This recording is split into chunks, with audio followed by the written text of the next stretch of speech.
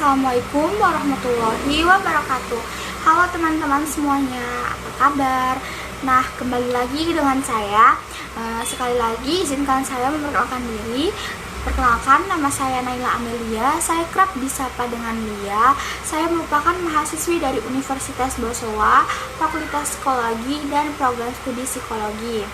Nah teman-teman, kalau di minggu kemarin kita udah membahas tentang ontologi, di minggu ini kita bakal membahas tentang epistemologi.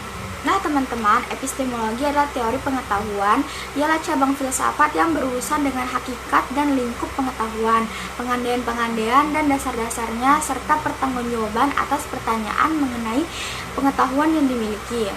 Namun teman-teman, para filsuf Socrates, yaitu filsuf pertama di dalam tradisi barat, tidak memberikan perhatian pada cabang filsafat ini sebab mereka memusatkan perhatiannya pada alam dan kemungkinan perubahannya, sehingga mereka dijuluki sebagai filsuf alam.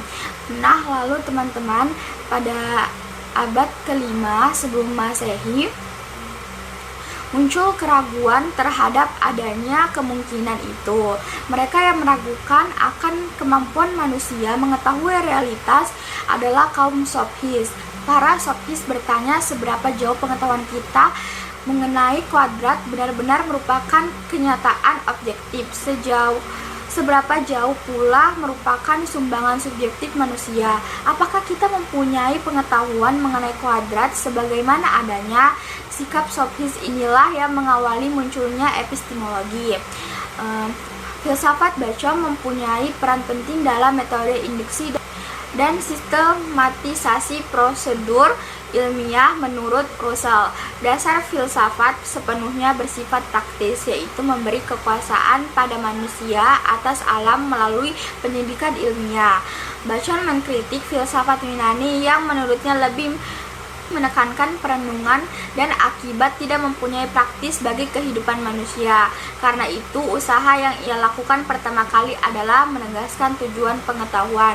Menurutnya, pengetahuan tidak akan mengalami perkembangan dan tidak akan bermakna kecuali ia mempunyai kekuatan yang dapat membantu manusia meraih kehidupan yang lebih baik.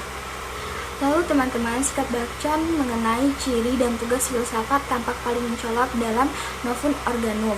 Pengetahuan dan kekuasaan manusia didekatkan satu sama lain. Menurutnya, alam tidak dapat dikuasai kecuali dengan jalan menaatinya. Sementara bagi Descartes, persoalan dalam filsafat pengetahuan bukan bagaimana kita tahu, tetapi mengapa kita dapat membuat kekeliruan. Salah satu cara untuk menentukan sesuatu yang pasti dan tidak dapat diragukan ialah dengan melihat seberapa jauh hal itu bisa diragukan. Bila kita secara sistematis mencoba meragukan sebanyak mungkin pengetahuan kita, akhirnya kita akan mencapai titik yang tidak bisa diragukan, sehingga pengetahuan kita dapat dibangun atas kepastian absolut.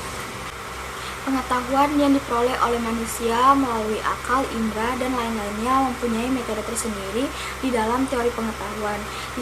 Di antaranya adalah yang pertama ada metode induktif. Metode induktif yaitu suatu metode yang menyimpulkan pernyataan-pernyataan hasil observasi disimpulkan dalam suatu pernyataan yang lebih umum dan menurut suatu pandangan yang luas diterima. Ilmu-ilmu empiris ditandai oleh metode induktif. Suatu inferensi bisa disebut induktif bila bertolak dari pernyataan-pernyataan tunggal seperti gambaran mengenai hasil pengamatan dan penelitian orang sampai pada pernyataan-pernyataan universal. Nah teman-teman, lalu ada tokoh namanya David Hume yang telah membangkitkan pernyataan mengenai induksi yang membingungkan para filsuf dari zamannya sampai sekarang. Menurut Hume, pernyataan yang berdasarkan observasi tunggal berapapun besar jumlahnya secara logis tak dapat menghasilkan suatu pernyataan umum yang tak terbatas. Nah teman-teman, lalu yang kedua ada metode induktif. Ialah suatu metode yang menyimpulkan bahwa data-data empirik diolah lebih lanjut oleh suatu sistem pernyataan yang runtut. Hal-hal yang harus ada dalam metode deduktif ialah adanya perbandingan logis antara kesimpulan-kesimpulan itu sendiri. Ada penyelidikan bentuk logis teori dengan tujuan apakah teori tersebut mempunyai sifat empiris atau ilmiah. Ada perbandingan dengan teori-teori lainnya, dan ada pengujian teori dengan jalan menerapkan secara empiris kesimpulan-kesimpulan yang bisa ditarik dari teori tersebut.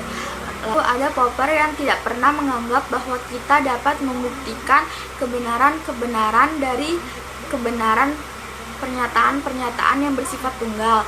Tidak pernah ia menganggap bahwa berkat kesimpulan-kesimpulan yang telah diverifikasi, teori dapat dikukuhkan sebagai benar atau bahkan mungkin benar.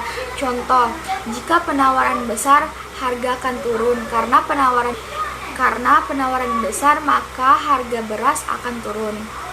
Nah teman-teman, lalu yang ketiga ada metode positivisme. Metode ini dikeluarkan oleh Auguste Comte yang menurutnya objek yang metode ini berpangkal dari apa yang telah diketahui, yang faktual, yang positif. Ia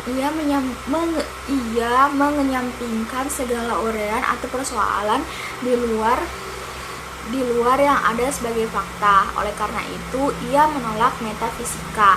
Apa yang diketahui secara positif adalah segala yang tampak dan segala gejala. Dengan demikian, metode ini dalam bidang filsafat dan ilmu pengetahuan dibatasi kepada bidang gejala-gejala saja. Menurut Comte, perkembangan pemikiran manusia berlangsung dalam 3 tahap: teologis, metafisis, dan positif. Pada tahap teologis, orang berkeyakinan bahwa di balik segala sesuatu yang tersirat pernyataan berkehendak khusus. Nah, lalu teman-teman, pada tahap metafisik, kekuatan adik kodrati itu diubah menjadi kekuatan yang abstrak, yang kemudian dipersatukan dalam pengertian yang bersifat umum yang disebut alam dan dipandangnya sebagai asal dari segala gejala. Pada tahap ini, usaha mencapai pengenalan yang mutlak, baik pengetahuan teologis maupun metafisis, dipandang tak berguna menurutnya. Tidaklah berguna melacak asal dan tujuan akhir seluruh alam, melacak hakikat yang sejati dari segala sesuatu. Yang penting adalah menemukan hukum-hukum kesamaan dan urutan yang terdapat pada fakta-fakta dengan pengamatan dan penggunaan akal. Nah teman-teman, lalu yang keempat ada metode kontemplatif. Metode ini mengatakan adanya keterbatasan indera dan akal manusia untuk memperoleh pengetahuan, sehingga objek yang dihasilkan pun akan berbeda-beda. Harusnya dipertimbangkan suatu kemampuan akal yang disebut dengan intuisi. Pengetahuan yang diperoleh oleh intuisi ini bisa diperoleh dengan cara berkontemplasi seperti yang dilakukan oleh Al-Ghazali.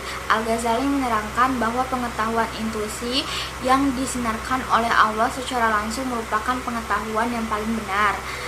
Pengetahuan yang diperoleh lewat intuisi ini hanya bersifat individual dan tidak bisa dipergunakan untuk mencari keuntungan seperti ilmu pengetahuan yang dewasa ini bisa dikomersialkan.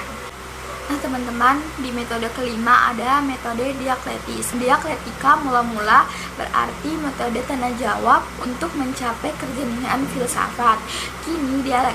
Kini dialektika berarti tahap logika yang mengajarkan kaidah-kaidah dan metode-metode penuturan, juga analisis sistematik tentang ide-ide untuk mencapai apa yang terkandung dalam pandangan. Dalam teori pengetahuan ini merupakan bentuk pemikiran yang tidak tersusun dari satu pemikiran, tetapi pemikiran itu seperti dalam percakapan bertolak paling kurang 2 kutub. Teman, ada tokoh bernama Hegel. Dia menggunakan metode ini untuk menjelaskan filsafatnya lebih luas dari itu. Menurut Hegel, realitas ini berlangsung dialektika, dan dialektika di sini berarti mempromosikan hal-hal berlawanan seperti diktator. Di sini manusia diatur dengan baik, tetapi mereka tidak mempunyai tidak mempunyai kebebasan atau tesis. Lalu keadaan di atas menampilkan lawannya, yaitu negara, anarki atau antitesis.